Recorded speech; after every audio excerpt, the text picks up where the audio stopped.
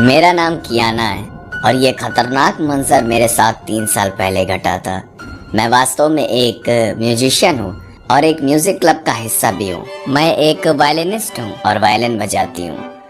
हम लोगों को हर साल 3 दिन कैंपिंग के लिए दूसरे स्कूल में इनवाइट किया जाता था।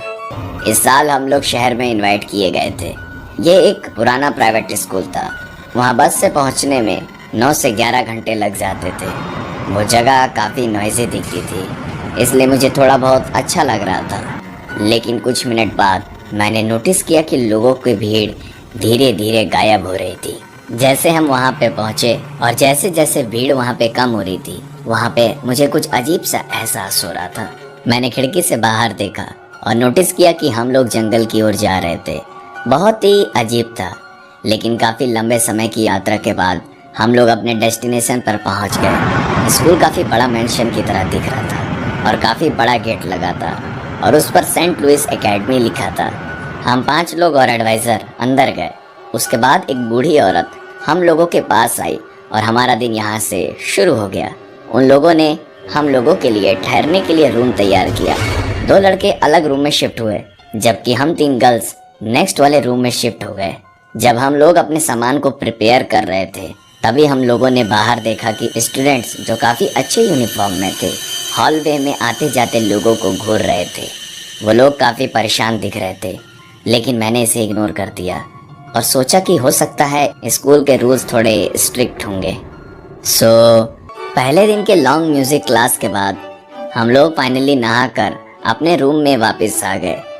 काफ़ी साल बीत गए थे हमें कैंपिंग करते करते और दूसरी जगहों पर सोते सोते, लेकिन अभी भी मैं बाहर और किसी जगह पर सोने में अनकंफर्टेबल फील करती हूँ। रात के 2:30 बज रहे थे, लेकिन मुझे नींद नहीं आ रही थी। मैंने अपनी आंखें बंद करके अपने चेहरे को तकिए से कस के चिपका लिया, लेकिन अचानक मुझे एक आवाज़ सुनाई दी और ये आवाज़ किसी की कदमों की आहट थी। ये आहट सुन के मैं थोड़ा सा सहम गई थी। मैंने चारों तरफ अपनी नज़र को घुमाया और देखा कि सब लोग अपने बेड पर सो रहे थे। फिर मुझे वही फुट स्टेप्स की आवाज़ें सुनाई दे रही थी और मैं घबरा गई। फुट स्टेप्स की आहट मेरे चारों तरफ घूम रही थी और मुझे सुनाई दे रही थी। डर से मेरा पसीना छूट रहा था और मैंने अपने चेहरे को अपने कंबल से कवर करने की कोशिश की। काफ़ी भयानक माहौल था। अगली चीज़ जो मैंने आभास किया वो ये था कि अब सुबह हो गई थी और मैं पूरी रात नहीं सो पाई थी।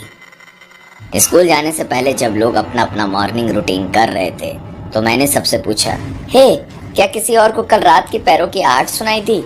मैं कैजुअली पूछने की कोशिश कर रही थी। उसी वक्त मिया मेरे बालों को सहलाते हुए और मुस्कुराते हुए बोली, ये केवल एक तुम्हारा वहम है।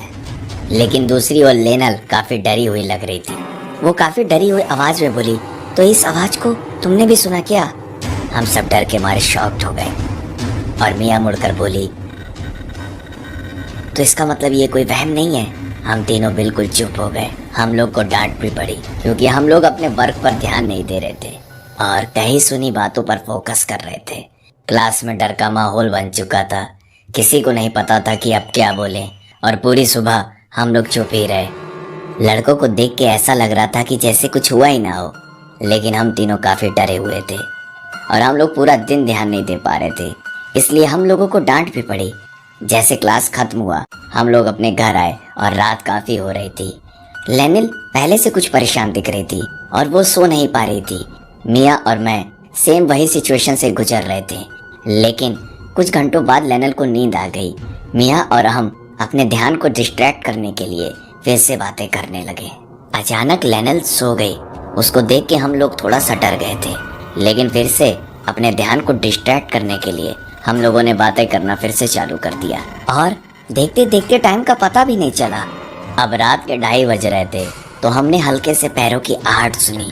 डर से हम लोगों के रोंगटे खड़े हो गए थे। हमें नहीं पता था कि वो कौन है। हम लोग एक दूसरे की आंखों में देखने लगे। जब पैरों की आहट तेज होने लगी तो हम लोग ब्लैंकेट में जाके घुस गए, ये सोचकर कि ये अभी आवाज़ बंद हो जाएगी, और आवाज़ बंद नहीं हो रही थी। वो मंजर काफ़ी खौफनाक था। ऐसा लग रहा था कि कोई मेरे गर्दन के पास आकर सांस ले रहा है और मैं पूरी तरीके से फील कर पा रही थी कि कोई मेरे पीछे खड़ा है। हम दोनों उस रात को ठीक से सो नहीं पाए थे मैं इन सब चीज़ों को भूलने की और अपने क्लास पर फोकस करने की कोशिश कर रही थी। मियाँ भी इन सभी चीज़ों की वजह से अपने काम पर फोकस नहीं कर पा रही थी।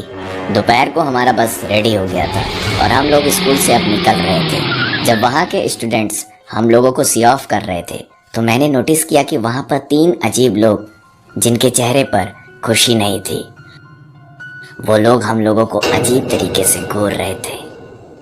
वो लोग हम लोगों को लगातार घूरे जा रहे थे, जिसे देख के मैं बहुत बुरी तरीके से चौंक गई कि ऐसा वो क्यों कर रहे हैं। जब हम लोग घर वापस जा रहे थे तभी मियाँ बीमार हो गई, जबकि हम लोग बस में ही बैठे थे और मियाँ बस में ही सो जाती है और मैं बस ड्राइवर से बातें कर रही थी और बस ड्राइवर हम लोग से कहता है, मैं इस बात को कभी नहीं भूल पाऊंगा। मुझे विश्वास नहीं हो रहा है कि तुम लोगों को पूरी रात स्कूल में रुककर इतना मजा आया है। बाद में हम लोगों को पता चला कि जिस रूम में हम रुके थे वो रूम एक आइसोलेशन रूम था। वो एक डिटेंशन रूम था। जो स्टूडेंट्स क्लास में गलत काम करते थे उसको उसमें 1 दिन या 1 वीक के लिए भी बंद कर दिया जाता था। और तो और हम लोगों को ये भी पता चला कि हम लोगों के वहाँ जाने के 2 साल पहले ही 3 स्टूडेंट्स ने उसी रूम में अपनी जान दे दी थी। उन लोगों ने बड़ी बेरहमी से अपनी जान दे दी थी। और तो और मुझे ऐसा लग रहा है कि उस स्कूल में जो पैरों की आहट हमें रात में सुनाई देती थी वो शायद उन्हीं लोगों की थी। ऐसी दर्दनाक घटना मेरी लाइफ में पहले कभी नहीं हुई थी और इस खौफनाक मंजर ने हमारे होश उड़ा दिए थे।